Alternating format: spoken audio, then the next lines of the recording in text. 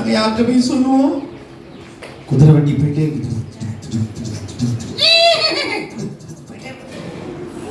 அங்க போனா பிள்ளைங்களா அந்த பெரிய கேப்டன் மாதிரி சொன்னேன். அதே அவர்கள் வீட்டுக்கு போய் தன்னுடைய மனைவியை பார்த்து சொன்னான், ஹலோ டார்லிங், அன்பே, நான் உனக்கு ஒரு பரிசு கொண்டு வந்திருக்கேன்பா. என்னங்க, என்ன பரிசு? எட்டி பார்த்தாங்க. இறக்கு, அவளை இறக்கு. முகமெல்லாம் வீங்கி போய் கண்ணெல்லாம் கலங்கி ரெட்டி சாக்குது. இப்படி இறங்கி நிற்கிறான். பியூட்டிஃபுல் கேர்ள், எங்க இருந்து கொண்டு வந்தீங்க? இஸ்ரவேல் தேசத்துல இருந்து கொண்டு வந்திருக்கேன். உனக்கு என்னுடைய பரிசு, வச்சுக்கோ. போமா ஆமா. ஏன் அழுதமா? அழாத. அப்பா அம்மா தேடிட்டு இருப்பாங்க. எங்க வீட்டுல நீ சந்தோஷமா இருக்கலாம். அப்படி நினைச்சு பார்த்தா எருசலேம் கோயிலுக்கு போகணும், நிறைய விஷயங்கள் இன்னும் கேட்கணும்னு நினைச்சேனே. ஆண்டவரே, நீங்க தானே இந்த உலகத்தையே படைச்சிருக்கீங்க. நான் எவ்வளவோ தூரத்துக்கு வந்துட்டேன். நீங்க தான் என்னை பலப்படுத்தணும். தன்னுடைய அப்பா அம்மாவை பார்க்க முடியாமல் தவித்த அந்த பிள்ளை அப்படியே ஜெபம் செய்து தன்னை தேற்றி கொண்டால் ஆண்டவர் அவனை தேற்றினார். நான் கூட இருக்கேன். அந்த கேப்டன் அப்படி வருவான், தினம் கம்பீரமா வீட்டுக்குள்ள வந்தது பார்த்தா சோகமா ரூம்லயே உட்கார்ந்துட்டு இருப்பான். அவன் அந்த பெண் சின்ன பிள்ளை பார்க்கிறான். ஏன் சோகமா இருக்கிறாரு? ஒரு நாள் பார்த்தா அங்க உள்ள துணிமணிகள் எல்லாம் ட்ரெஸ் எல்லாம் இவதான் வாஷ் பண்றா. அந்த எஜமானுடைய ட்ரெஸ் எல்லாம் வாஷ் பண்றா. அதுல அங்கங்கே அப்படியே ரத்த கரெல்லாம் இருக்குது. அவ கூர்ந்து பார்த்தா என்னாச்சு இவருக்கு? ட்ரெஸ் எல்லாம் கை பக்கத்துல அங்கெல்லாம் ரத்தம் வடிஞ்சிருக்கு. என்னன்னு கூர்ந்து பார்த்தா ஒரு நாள் கண்டுபிடிச்சிட்டா, இந்த பாப்பாவை தூக்கிட்டு வந்தார்ல கேப்டன், அவர் யார் தெரியுமா? ஒரு குஷ்டரோகி, தொழுநோயாளி. பார்த்துட்டான்.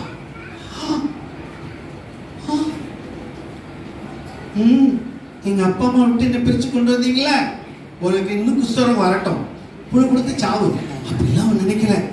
அதுக்கு பதிலாக அவன் கண்ணில் இருந்து கண்ணீர் வந்துட்டு, கடவுளுடைய பிள்ளை பிறரை நேசிப்பாங்க. என் அன்பு தம்பி தங்கச்சி, நீ உன் ஃப்ரெண்டை நேசிக்கிறாயா? உன்னுடைய பெற்றோரை நேசிக்கிறாயா? உங்க பக்கத்து வீட்டுக்காரங்களை நேசிக்கிறாயா? உன்னுடைய ஆசிரியர்களை நேசிக்கிறாயா? யோசித்து பாரு ப்ளீஸ். கம் இப்ப அப்பதான் அதை கவனிச்சிட்டான். இந்த பாப்பா கவனிச்ச உடனே சோகமா இருக்கிறத எஜமானியம்மா பக்கத்துல இருந்து கண்ணீரை தொடச்சிட்டு இருக்கிறதெல்லாம் இவன் வேலை செஞ்சுட்டே பார்த்தா. ஐயோ, கவனித்த அந்த சின்ன பிள்ளை எஜமானிட்ட மெதுவா பேசினான். அம்மா, ஐயாவுக்கு உனக்கு தெரியுமா, நீங்க சோகமா இருக்கிறத நான் வேலை செஞ்சுட்டு இருக்கும் போதே பார்த்தேனா, ஐயாவும் ரொம்ப கவலையோட இருக்காரு, அவர் கையெல்லாம் ஒரு மாதிரி இருக்கிறத பார்த்துதான் உங்கள்கிட்ட நான் சொல்லணும்னு நினைச்சேன். என்னுடைய கணவர் பெரிய வீரன், நிறைய யுத்தத்திலாம் வெற்றி பெற்று பரிசுலாம் வாங்கி வச்சிருக்கிறாரு. ஆனா அவர் ஒரு தொழுநோயாளி. எவ்வளவோ மருந்து குடித்து பார்த்துட்டோம், சுகமே கிடைக்கலம்மா. அம்மா அம்மா அழாதீங்கம்மா, நான் உங்களுக்கு ஒன்று சொல்லட்டுமா? என்னம்மா சொல்ல போறேன்? எங்க ஊர்ல கடவுளுடைய ஊழியக்காரங்க இருக்காங்க, அவங்கள பத்தி எனக்கு நல்லா தெரியும். அவங்க ஜெபம் பண்ணினா நிறைய அற்புதம்லாம் நடக்கும். ஐயாவை நீங்க அங்க அனுப்புங்களேன். நீ உண்மையா சொல்ற? ஆமா, அவங்க நிறைய அற்புதம்லாம் செஞ்சிருக்காங்க, ப்ளீஸ் அங்க அனுப்பி வைங்களேன். நான் என்னுடைய கணவர்கிட்ட நான் பேசுறேன். ஹஸ்பண்ட சொன்னேன், என்ன அந்த நாட்டுல இருந்து நான் அவளை கூப்பிட்டு வந்தேன், அவன் நாட்டை பத்தி சொல்றாளா?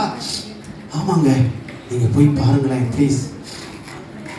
நேர ராஜாட்ட போனது. ராஜா, அப்படியா, உன்னுடைய தொழுநோய் சுகமாகி விட்டதுனால் அதை காட்டிலும் எனக்கு வேறு சந்தோஷம் என்ன, இதோ நான் உனக்கு ஒரு கடிதம் தரேன், கடனை எழுது, கையெழுத்து போட்டு அனுப்பிட்டார்.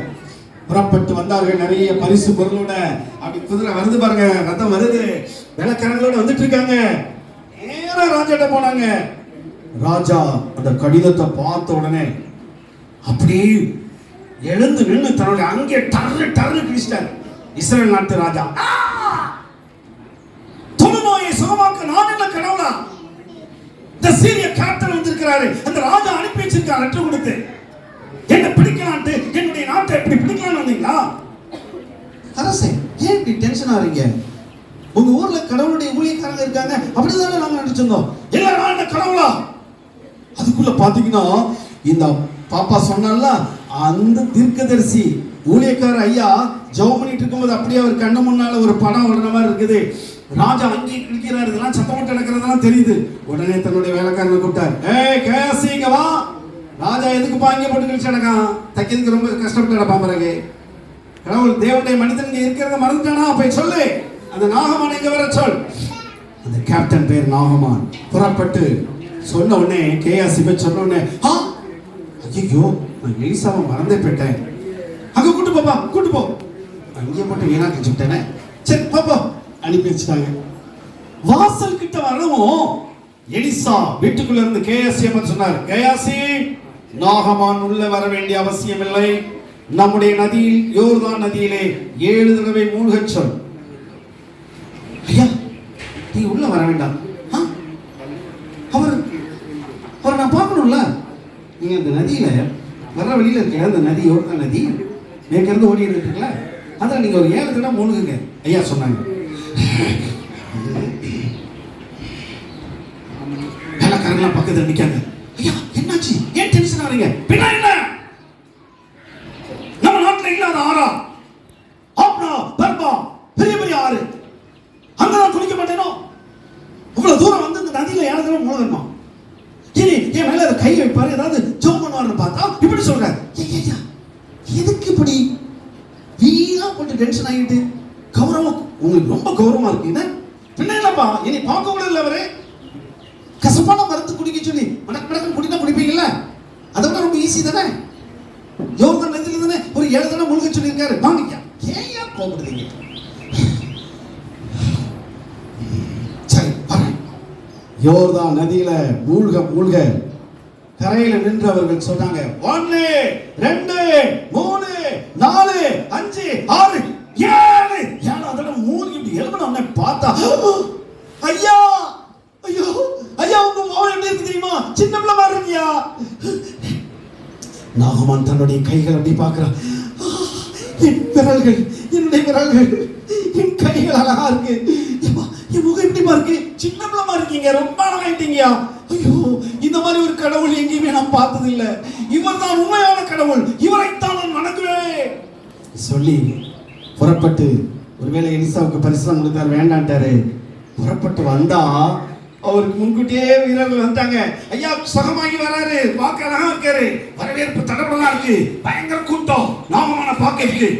அந்த நாகமான் எத்தனை தான் வரவேற்பு கொடுத்தாலும் ராஜாவை வந்து பார்த்து அசந்து, நாகமான் சூப்பர், எவ்வளவு சுகமாகி வந்திருக்கீங்க, ரொம்ப சந்தோஷம், வாழ்த்துக்கள். ஆனா அவர் நேரம் தன்னுடைய வீட்டுக்கு போய் வீட்டுக்குள்ள நுழைஞ்சி நீ பார்க்காரு. வேலைக்காரங்கள பார்க்கறாங்க. ஐயா எவ்வளவு சந்தோஷமா இருக்கு. அவங்க மனைவிக்கு இருந்த சந்தோஷத்துக்கு அளவே இல்லை. என்னங்க எனக்கு ரொம்ப மகிழ்ச்சியா இருக்குங்க உங்களை பார்க்கும்போது. அந்த கடவுள் எவ்வளவு பெரியவங்க வந்திருக்கிறாங்க. எங்கே அவளை, எங்கே அந்த சின்ன பாப்பாவை, எங்கே இருட்டுக்குள்ளே இருந்து எனக்கு வெளிச்சம் தந்த அந்த சின்ன பிள்ளை எங்க? கதவுக்கு பின்னாடி அவள் அடிமையா இருந்ததுனால எஜமானுக்கு முன்னாடி தைரியமா நிற்க முடியாது. கதவுக்கு பின்னாடி எட்டி பார்த்தா எஜமானி சொன்னா, வா ஐயா உன்னை பார்க்கணுங்க. சின்ன பிள்ளைக்கு முன்னாடி அடி கால் முழங்கால் போட்டு நீ கையை பிடிச்சி, பெண்ணே பாப்பா எப்படி என்னை பார்க்கும்போது நீ சொன்ன கடவுள், நீ சொன்ன அந்த தீர்க்கதரிசி வல்லமை உள்ளவர்கள், கடவுள் பெரியவர்மா என்று சொல்லி அந்த சின்ன பிள்ளைக்கு நிறைய பரிசு கொடுத்து அவங்க அப்பா அம்மாவிட்ட கொண்டே விட்டுட்டு சந்தோஷமா அனுப்பிட்டு இருந்தாங்க.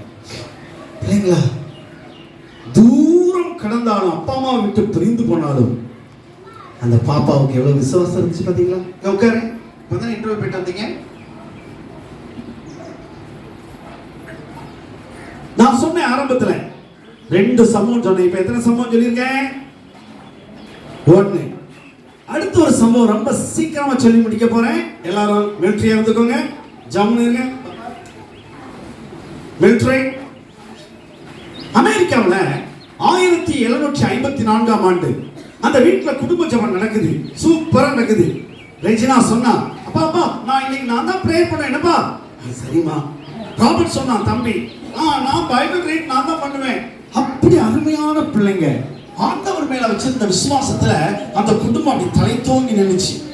அந்த காலகட்டத்துல தான் அமெரிக்காவின் பூர்வ குடிகளாகிய செவ்விந்தியர்கள் அமெரிக்கா இப்ப முடிச்சோம். இப்பதானே நீங்க இன்டர்வியூ போயிட்டு இருந்தீங்க. நீங்க எந்திரிச்சீங்கன்னா ஒவ்வொருத்தரா எந்திரிப்பாங்கம்மா, ப்ளீஸ் சரி. நல்ல பிள்ளைங்கல்ல, ஏன்னா ஒவ்வொருத்தரா எந்திரிப்பாங்க. உங்களுக்கு அதுக்கு தான் இன்டர்வியூ விட்டோம். எல்லாம் இருக்கு கவனிங்க, நல்ல கதை கவனி, உண்மை சம்பவம். அப்போ ஒரு நாள் சாட்டர்டே லீவு. அந்த செவ்விந்தியர்களுக்கும் வெள்ளக்காரங்களுக்கும் அப்பப்ப சண்டை நடந்துட்டு இருக்கு. ஏன்னா அந்த செவ்விந்தியர்கள் தான் அமெரிக்காவுடைய பூர்வ குடிகள். வெள்ளக்காரங்களாம் வெளியே இருந்து அங்க போய் செட்டில் ஆகி அந்த செவ்விந்தியர்களோட சண்டைலாம் போடுதாங்க. அவங்களும் சண்டைலாம் போட்டுட்டு இருக்காங்க.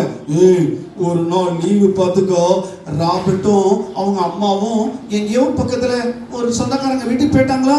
வீட்டுல அப்பாவும் ரெஜினாவும் தான் இருந்தாங்க. திடீர்னு பார்த்தா வெளியே துப்பாக்கி சத்தம் கேட்டது. உடனே அப்பா சொன்னாங்க, ரெஜினா உள்ள வந்துரு, கதவை பூட்டிடு. கதவை பூட்டிதான் இருக்கு, உள்ள வந்துரு. திடீர்னு பார்த்தா இந்த ரெஜினா வீட்டை கதவை டமான்னு ஒருத்தன் உடைச்சிட்டான்.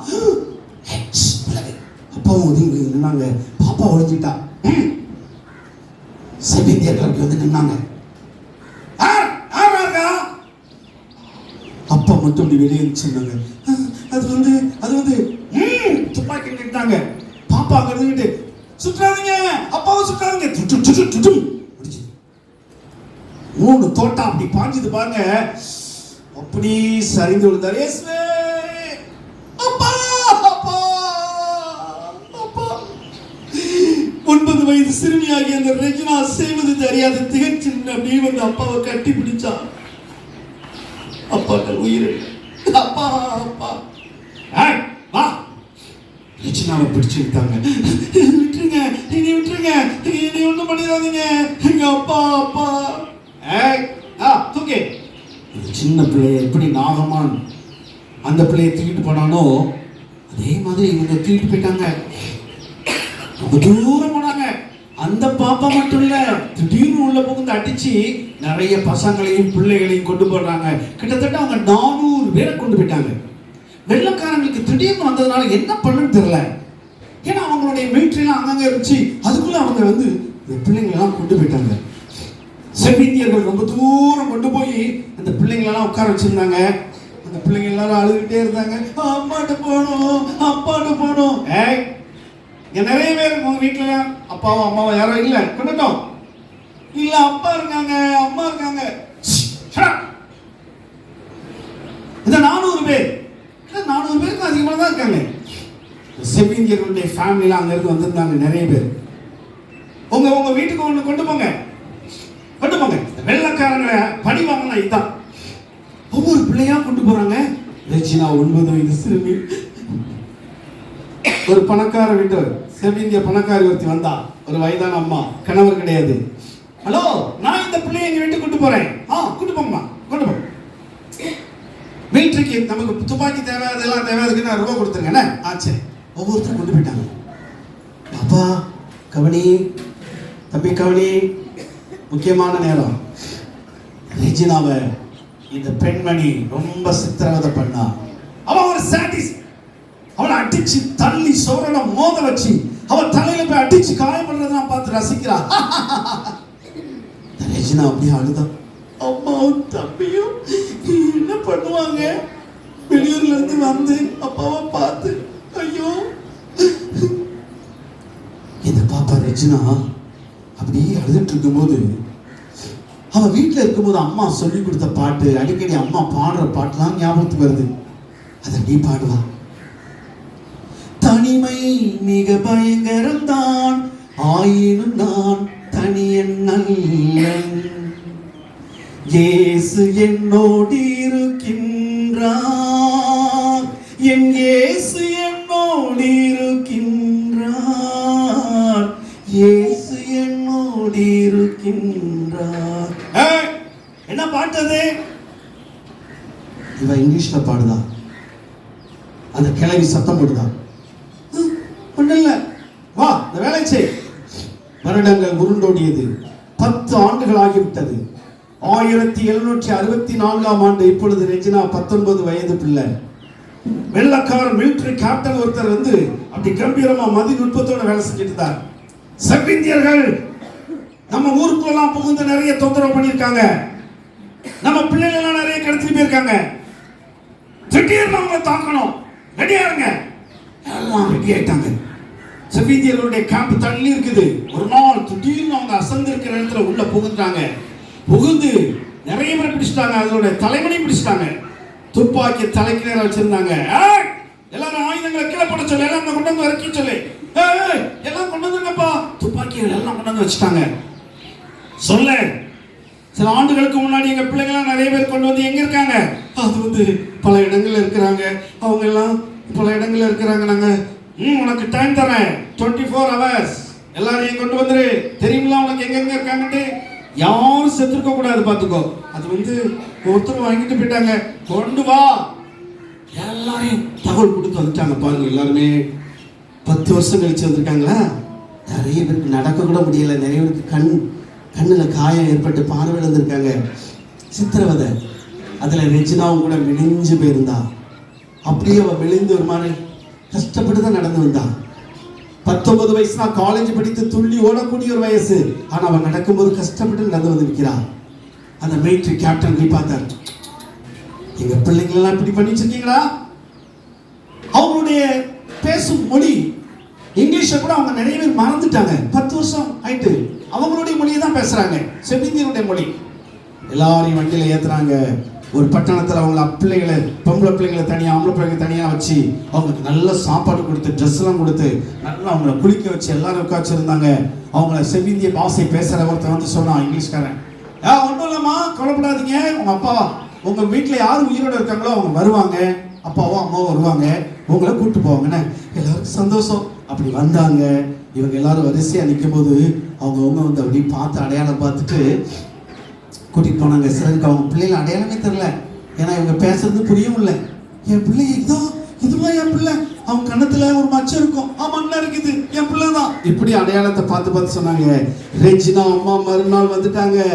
ரெஜினா அம்மா அப்படி நடந்து வந்து ஒவ்வொரு பிள்ளையா கேர்ள்ஸ் அப்படி பார்த்துட்டே வர்றாங்க. அவங்க பாப்பா தெரியவே இல்லை. இந்த ரெஜினாவுக்கு அவங்க அம்மாவை தெரியவே இல்லை. ஏன்னா அவங்களும் ஒரு மாதிரி இருக்கிறாங்க, பார்க்கறதுக்கு தோற்றமே மாறி இருந்தாங்க. 10 வருஷம் ஆயிடுச்சு. ஒரு ரவுண்ட் அப்படியே வந்துட்டு எண்டில் வந்து நின்றுட்டு கேப்டனை பார்த்து சொன்னாங்க, என் பாப்பாவை கொண்டுட்டாங்கன்னு சொல்லி நினைக்கிறேன் சார், என் மகளை காணும் சார். இல்லைம்மா, அவங்க யாரையும் கொல்லலை, சித்திரவதை தான் பண்ணியிருக்காங்க, உயிரோட தான் இருக்காங்க. இன்னும் நல்லா பாருங்களேன். நல்லா பார்த்துட்டேனே, என் பிள்ளையை காணுமே. சரி, இங்க வாங்க. உங்க பிள்ளை எத்தனை வயசுல போனா? அப்போ அவளுக்கு 9 வயசு. ஓகே, இப்போ 19 வயசு. இன்னொரு விஷயம், உங்க பிள்ளைக்கு ஏதாவது நீங்க சின்ன வயசுல சொல்லி கொடுத்தது நல்ல ஞாபகம் இருக்கும்ல? அது ஏதாவது ஒன்று சொல்லுங்க ரொம்ப சத்தமா. என் பிள்ளைக்கு பிடிச்ச பாட்டு, நான் பாடுற பாட்டு என் கூட சேர்ந்து பாடுவான். அந்த பாட்டை நான் பாடட்டா? பாடுங்க. தனிமை மிக பயங்கரம் தான், ஆயினும் நான் தனியன் நல்லன். அப்படி பாடும்போது வரிசையில மத்தியில் நின்று ரெஜினா அப்படியே ஸ்டெப் தீச்சு, இயேசு என்னோடு இருக்கின்றார். அம்மா பார்த்தாங்க, என் இயேசு என்னோடு இருக்கின்றார். 2 பேரும் பாடிக்கிட்டே கிட்ட வந்தாங்க. தனிமை மிக பயங்கரம் தான், ஆயினும் நான் தனியன் நல்லன். 2 பேரும் அப்படி கட்டி பிடித்து கொண்டாங்க. ரெஜினா அவர் பெயரையே மறந்துருந்தார். ஏன்னா அந்த கிழவி அவன் பேரை சொல்லவே மாட்டான்.